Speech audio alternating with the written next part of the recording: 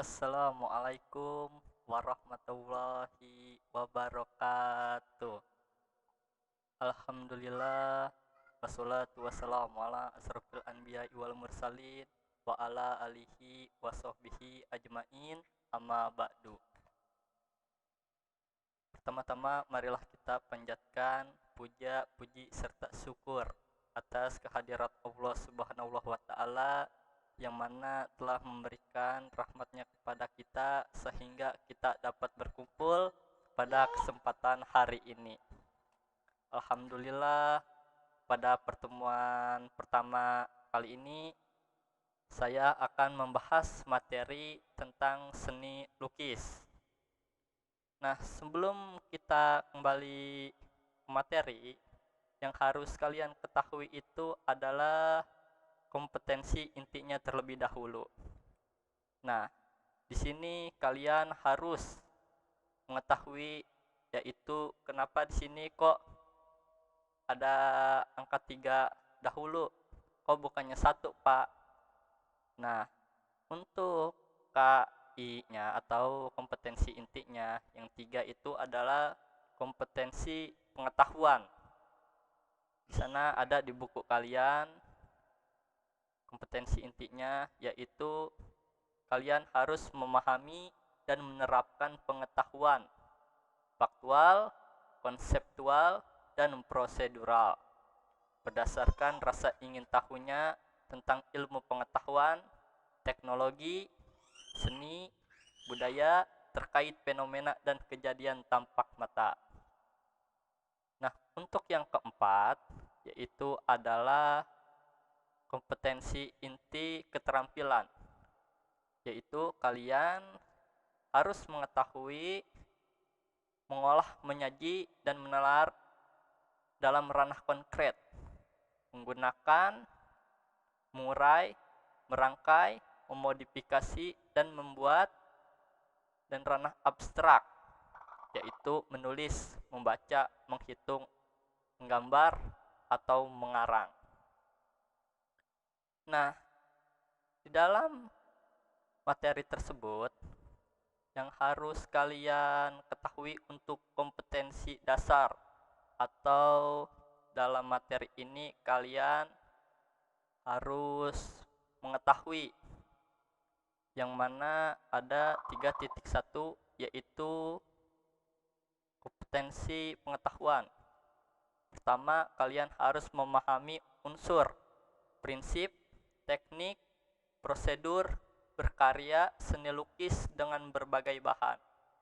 Nah, jadi kalian itu harus mengetahui terlebih dahulu apa itu unsur-unsur seni lukis, apa itu prinsip-prinsip seni lukis, apa sih itu teknik melukis, apa sih prosedural, alat atau bahan yang harus kalian ketahui untuk melukis. Jadi kalian itu harus tahu semua, harus tahu dasar-dasarnya sebelum kalian itu mencoba untuk memahami seni lukis. Nah, untuk 4.1 yaitu pada keterampilan. Kalian harus memahami seni karya lukis dengan berbagai bahan dan teknik. Jadi kalian itu harus memahami karya lukis. Contohnya apa sih itu bahan-bahan seni lukis? Apa sih teknik-teknik melukis? Nah, di sini kita akan belajar bagaimana kalian agar bisa tahu yaitu tentang seni lukis. Nah, dan oleh sebab itu marilah kita belajar materi tentang seni lukis. Seni lukis adalah salah satu cabang seni rupa tercipta dari imajinasi seniman yang diekspresikan melalui media, garis, warna, tekstur, gelap terang, maupun bidang dan bentuk. Seni lukis merupakan pengembangan yang lebih utuh dari menggambar. Seni lukis disajikan dalam bidang 2 dimensi, misalnya itu kertas, kanvas, papan, dan lain sebagainya. Nah, untuk seni lukis, karya dari seni lukis itu disebut lukisan. Nah, jadi kalau lukisan itu merupakan hasil dari penciptaan lukisan dari kalian sendiri. Nah, dan lanjut untuk tujuan berkarya seni lukis. Dalam membuat sebuah karya seni lukis, para seniman menentukan tujuan pembuatan karya tersebut. Tujuan-tujuan yang dipilih oleh para seniman antara lain tujuan religius, tujuan magis, simbolis, estetis, komersial, dan ekspresi. Nah, untuk yang pertama, tujuan religius, biasanya tujuan religius menjadikan lukisan yang dibuatnya sebagai pengabdian yang ditujukan kepada Tuhan, nenek moyang, atau para dewa, kepada Tuhan. Nah, itu disebutnya seni lukis pada tujuan religius. Nah, untuk yang kedua, yaitu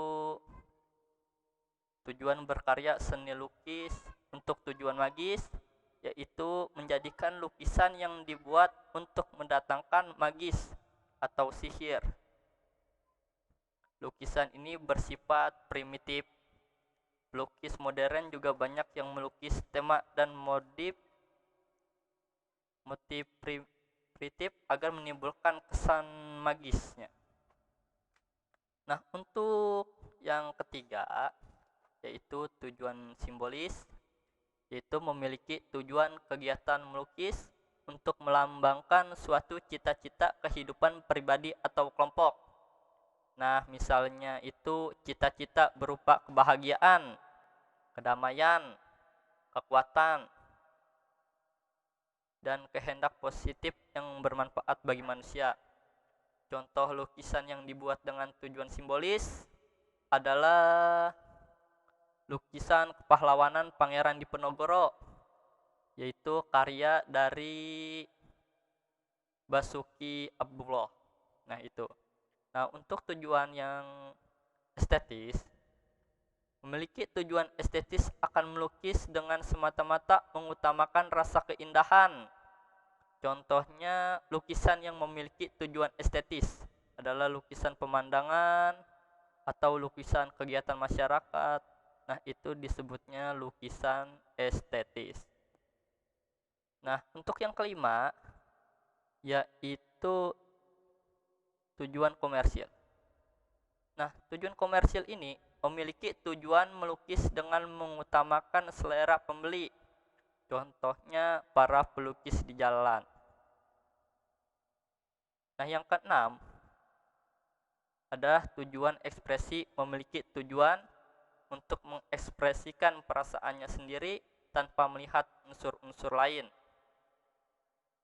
Di sini seniman benar-benar total mencurahkan semua ekspresi, memakai perasaannya yang ke dalam sebuah lukisan. Nah, jadi semua ekspresi itu para seniman itu melukis ekspresi, memakai hati atau perasaannya. Nah, untuk yang selanjutnya, yaitu tema dalam seni lukis. Dalam tema seni lukis ini ada 5. Nah, yang pertama ada hubungan antar manusia dengan dirinya. Yang kedua ada hubungan antar manusia dengan manusia lain. Ketiga, hubungan manusia dengan benda. 4, hubungan manusia dengan aktivitasnya. 5, hubungan manusia dengan alam sekitar. Nah, untuk yang pertama, hubungan antar manusia dengan dirinya, para seniman juga tidak jarang menjadikan dirinya sendiri sebagai tema atau objek dalam karyanya. Seni rupa merupakan salah satu media yang dapat digunakan untuk pengungkapan perasaannya. Jadi hubungan antar manusia dengan dirinya itu gimana ya? Jadi itu dapat diungkapkan dengan lukisan-lukisan yang dapat dia ciptakan sendiri. Nah, untuk yang kedua, hubungan antar manusia dengan manusia lain. Seorang perupa kadangkala dapat mengekspresikan cita rasa keindahan menggunakan objek orang yang ada di sekitarnya. Hubungan seseorang dengan orang lain bisa memberikan ide atau gagasan dalam menghasilkan karya seni, seperti istrinya atau anak-anaknya, orang tua, saudara, teman. Nah, itu merupakan tema lukis yang menghubungkan antara manusia dengan manusia lain. Nah, yang ketiga, hubungan manusia dengan benda. Benda-benda yang berada di sekitar kita dapat menjadi objek lukisan yang mengesankan karena memiliki keunikan tersendiri bagi para pelukis, sehingga menjadikan benda-benda tersebut menjadi objek lukisannya. Contohnya itu sebagai misalkan ada gelas, dia gambar gelas, ada kendi, dia gambar kendi, ada orang pacaran, dia lagi lukis orang pacaran, ya begitulah. Apa aja yang dengan judulnya ya seperti itu. Nah, untuk yang keempat, hubungan antar manusia dengan aktivitasnya. Aktivitas manusia dalam kehidupan sehari-hari yang beragam membuat perupa ingin mengabdikan kegiatan tersebut dalam media lukisnya. Jadi, apapun yang diekspresikan, apapun aktivitasnya itu juga dapat dijadikan sebagai sebuah lukisan. Nah, untuk yang kelima adalah hubungan manusia dengan alam sekitar. Alam sekitar merupakan faktor yang sangat mempengaruhi seorang seniman dalam menghasilkan karya.